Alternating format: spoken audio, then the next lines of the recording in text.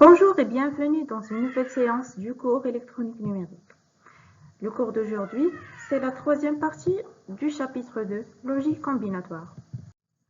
Dans ce cours, on va voir la deuxième méthode de simplification des fonctions logiques. Il s'agit de la simplification par tableau de Carnot.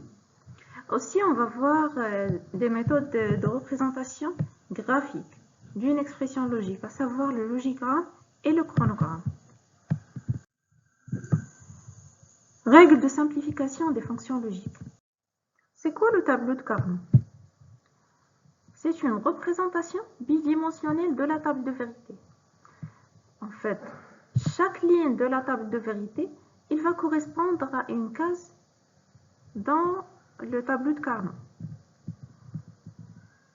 Et on utilise ce tableau pour la simplification des fonctions logiques parce que la table de Carnot, elle utilise la notion d'adjacence entre les termes.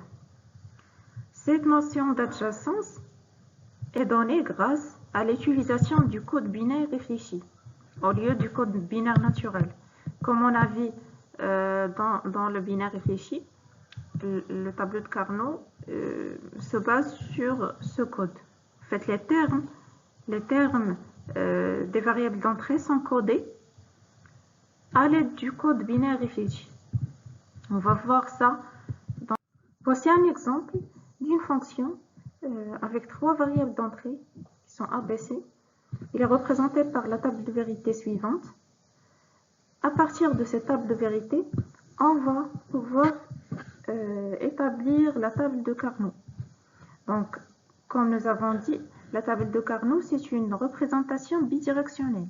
C'est-à-dire, au lieu qu'on utilise tous les états des variables ici, on va les rassembler de façon bidirectionnelle. C'est-à-dire, par exemple ici, la première colonne, elle représente l'état de la variable A. Donc A, il y a deux possibilités, soit elle est égale à 0 ou 1. Ce sont ces états. Par la suite, dans la première ligne, on va représenter l'état des variables B et C. Il faut faire très attention à l'ordre. Ici, on a commencé par B et C, c'est-à-dire la première variable ici va être relative à B. Donc, par exemple, dans la première colonne, on va mettre 0, 0, c'est-à-dire B est égal à 0 et C est égal à 0.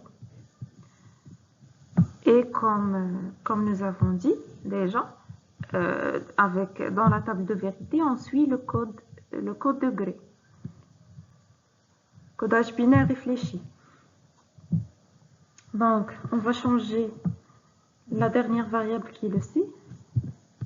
Ça va donner le 0, 1. Puis, on va changer aussi une seule variable. On doit faire attention que cette représentation n'existe pas avant. Par exemple, ici, on a 0, 1, donc dans un premier temps, on doit changer le 1. On aura 0, 0, il existe déjà, donc on va changer la deuxième variable. Donc ça va donner le 1, 1. Et par la suite, c'est 1, 0. Comment on va remplir la table de Carnot? C'est en fait, chaque ligne, comme on a dit dans la règle, chaque ligne dans la table de vérité va correspondre à une case ici. Donc dans cette case, normalement le A est égal à 0 et B et C est égal à 0. Donc on va voir dans la table de vérité, la ligne qui correspond, c'est la première ligne. A et B, C est égal à 0. Ça donne F est égal à 0. Et de même, on va pouvoir obtenir cette table. Donc on va voir un autre exemple. Par exemple ici, on a normalement le A est égal à 0, B est égal à 1 et C est égal à 0. Donc B est égal à 1 et C est égal à 0. C'est ça. Donc, A est égal à 1, B est égal à 1, C est égal à 0, ça donne F est égal à 1. Donc, je pense que c'est très simple, le fait de passer d'une table de vérité à la table de Carnot. Il faut juste garder en tête qu'il faut toujours coder en gré, en code de gré, et chaque case doit correspondre à une ligne dans la table de vérité. Ainsi, il faut faire attention à l'ordre. Maintenant, on va passer à la méthode de simplification par table de Carnot. Comment on va utiliser la table de Carnot pour simplifier? Donc, voici les règles. Il faut tout d'abord dessiner la table de Carnot correspond à la fonction. Par exemple, la fonction, on va avoir une table de vérité de la fonction où on va extraire la table de vérité de la fonction. Par la suite, on va dessiner la table de Carnot. Et puis, on va créer des pavés dans le tableau en regroupant les 1 adjacents. C'est-à-dire, on va regrouper les 1 d'une façon à ce que le pavé doit soit une puissance de 2, c'est-à-dire le nombre des cases doit être une puissance de 2, c'est-à-dire soit on aura groupement d'une case, ou bien 2 cases, ou bien 4 cases, ou bien 8 cases. C'est une puissance de 2. Puis, les pavés ils doivent être rectangulaires et non pas une autre forme. Et l'ensemble des 1 de la fonction doit appartenir au moins un pavé. On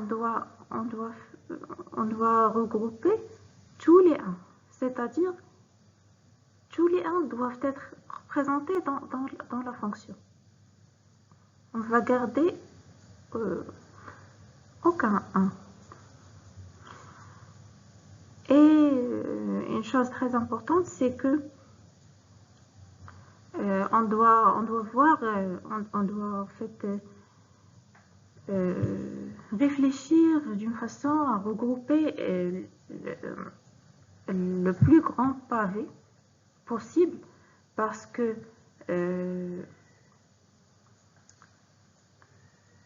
la dimension, lorsqu'on aura un pavé qui est grand, on va pouvoir simplifier la fonction d'une façon plus vite, disons. Vous voyez ça dans l'exemple tout de suite. Donc, la troisième des choses, c'est de déterminer les termes de produits correspondants. En fait, les variables, ces pavés, ils vont donner des produits des termes. Produits des termes, et puis, normalement, la fonction, c'est la somme de ces termes. C'est le même principe de la forme canonique disjonctive. Voici un exemple. Donc, voici la table de Carnot ici représentée d'une fonction de 3 variables d'entrée ABC. Donc, quels sont les pavés possibles? Gardons en tête qu'ils doivent être une puissance de 2. Donc, il y a plusieurs possibilités, que ce soit on regroupe 2 par 2, ou bien on regroupe 4 par 4. Comme on a dit, il faut toujours réfléchir d'une façon à garder le pavé le plus grand possible pour obtenir une fonction qui est plus simple. Donc ici, si on voit bien, on va avoir 2 pavés de 4 éléments. Celui-là et celui-là.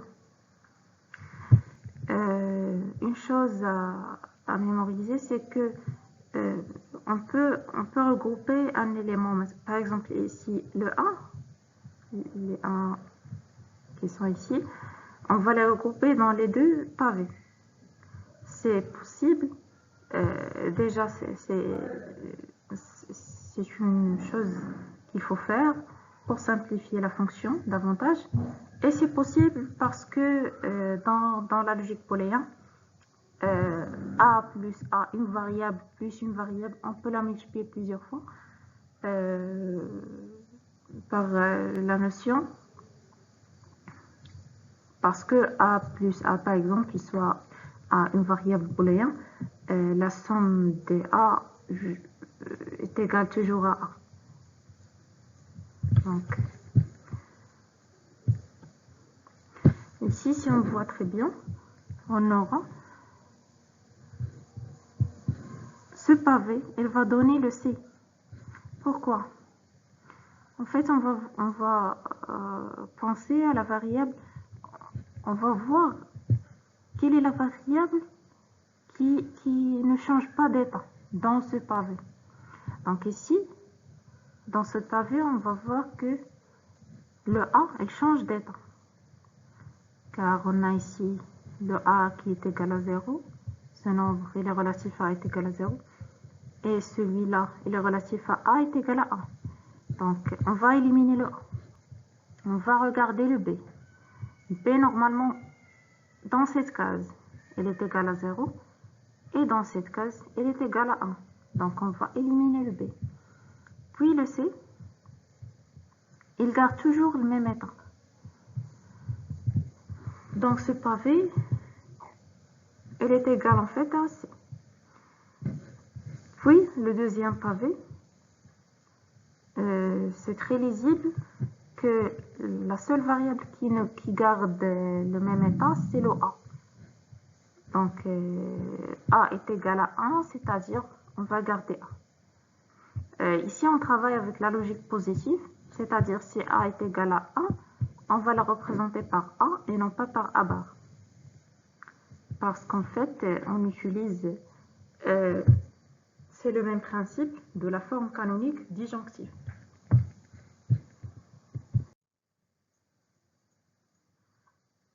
Voici ici une remarque très importante pour l'étude des fonctions qui sont compliquées. Parfois, on va pas avoir tous les états d'une fonction. Ou bien on aura des états qui sont indifférents. On ne connaît pas ce qui est égal à 1 ou 0. Donc, cet état indifférent, normalement, on le note par x. La remarque dit que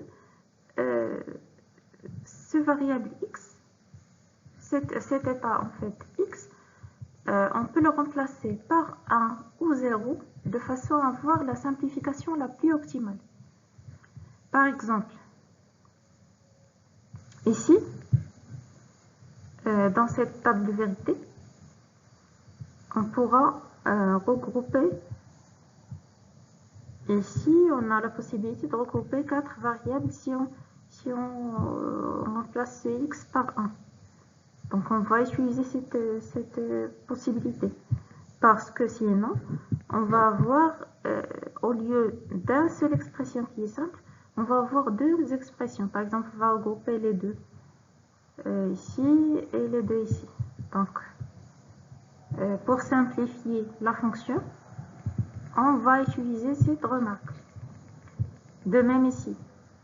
Ici, par exemple, si on ne va pas utiliser cette notion de l'état indifférent, si on ne va pas exploiter l'état indifférent qui est là, on va sortir avec des expressions plus compliquées qui vont nécessiter par la suite une simplification, disons, une simplification logique, ou bien algébrique. Donc, c'est ça. Maintenant, on va passer à la représentation graphique d'une expression logique. La première représentation graphique, c'est la représentation pour un logigramme. Un logigramme, c'est un schéma qui illustre l'expression d'une fonction logique en utilisant les opérateurs de base. Prenons l'exemple suivant, où le x est égal à a fois b plus c, le tout bar. Il y a en fait deux possibilités de représenter cette fonction en utilisant soit la notion française ou bien la notion anglaise des opérateurs, de représentation des opérateurs. On va commencer avec l'opérateur qui est le premier opérateur, c'est-à-dire ici, si on va mettre des parenthèses, on va voir le A, B entre parenthèses, plus C entre parenthèses, le tout bar. Donc on va commencer par A fois B. Puis on va la sommer avec C. Donc ici, le A fois B, c'est le E. Ici, on va rentrer la sortie du E avec le C dans un OU.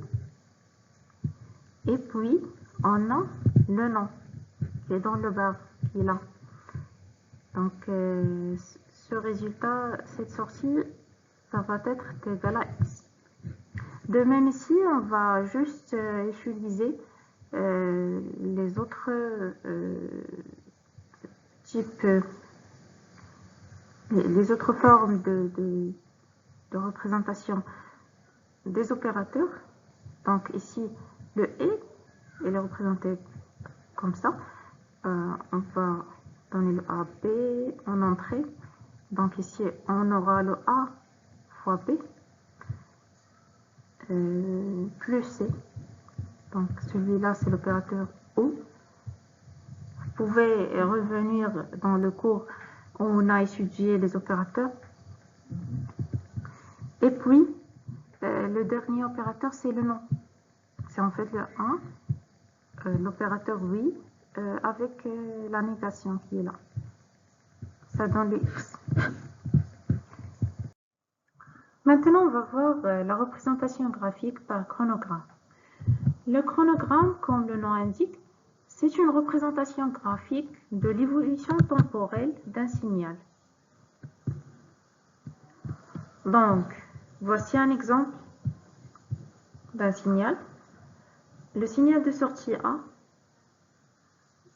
on va le représenter ici en fonction des deux entrées qui sont le E1 et E2 et selon l'évolution temporelle. On va définir ici des pavés, bien des créneaux temporels dans lesquels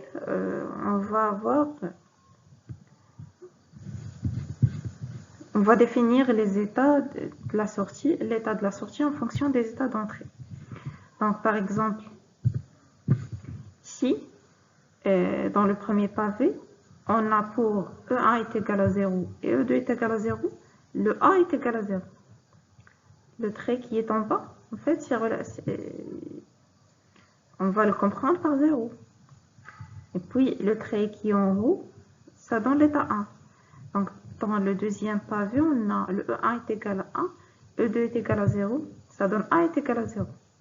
Et de même, donc, avec cette explication, on peut facilement extraire la table de vérité de la fonction A. La table de vérité, c'est en fait celle-là. Donc, pour 0, 0, ça donne 0. Pour 1, 0, ça donne 0. Pour 0, 1, ça donne 0. Et pour 1, 1, ça donne 1. On voit très bien, c'est très clair que la fonction, elle est la fonction E. Maintenant, on va étudier un exemple où on va apprendre l'utilisation du chronogramme ainsi que la simplification des fonctions logiques. Donc ici, ce qui est demandé, c'est d'établir l'équation logique de la sortie S en fonction des entrées, en se basant sur le chronogramme qui se définit ici. Puis, on va définir la fonction logique, le nom de la fonction logique. En fait, c'est une fonction logique qui est connue.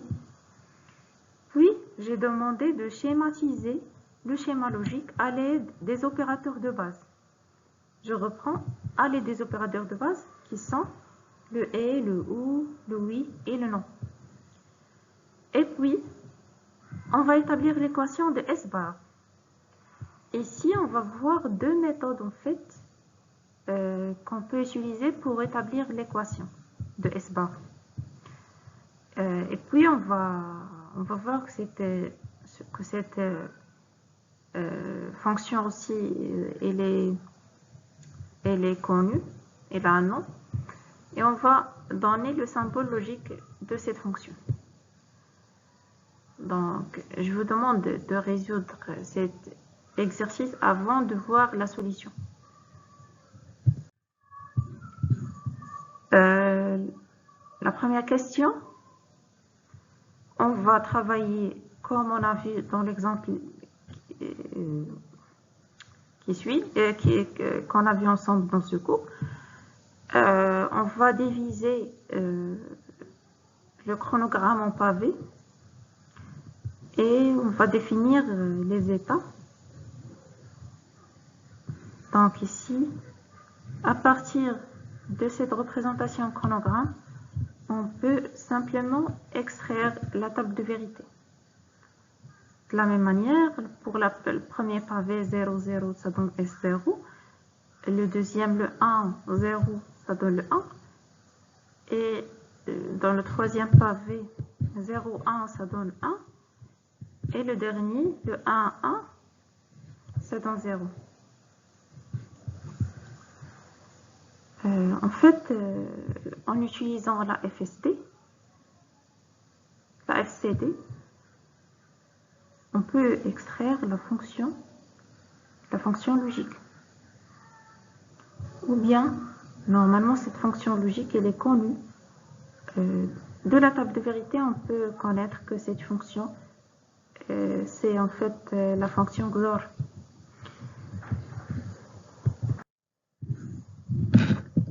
Donc, il s'agit de la fonction XOR. On va représenter cette fonction avec les opérateurs de base en utilisant la forme canonique disjonctive. Donc, le premier terme, c'est le E1 fois E2 bar. On va voir ici le premier terme qui est E1 fois E2 bar. Et puis le deuxième terme qui est le E2 fois E1 bar. On va l'avoir ici. Et normalement, la sortie, c'est la somme des deux termes. Puis, dans la troisième question, on a demandé d'extraire la fonction S bar. J'ai dit qu'il y a deux méthodes de faire. En fait, soit avec la table de vérité, et par la suite, on peut utiliser le tableau de Carnot si la fonction est compliquée. Dans notre cas, la fonction est très simple. On n'aura pas besoin d'utiliser la table de Carnot. Donc, le S bar, c'est le complément de S. Donc, si S est égal à 0, le S bar va être égal à 1. Et de même, si S est égal à 1, le S bar est égal à 0. Donc, si on applique la forme canonique disjonctive, on va obtenir ici le E1 bar fois E2 bar. Et le deuxième terme, c'est le E1 fois E2. Ce qui donne XOR bar. Donc, cette fonction, en fait, il s'appelle le XNOR. Et le symbole de cette fonction, c'est le XOR avec une négation. De même, on peut la représenter que ce soit par ce symbole ou bien avec ce symbole.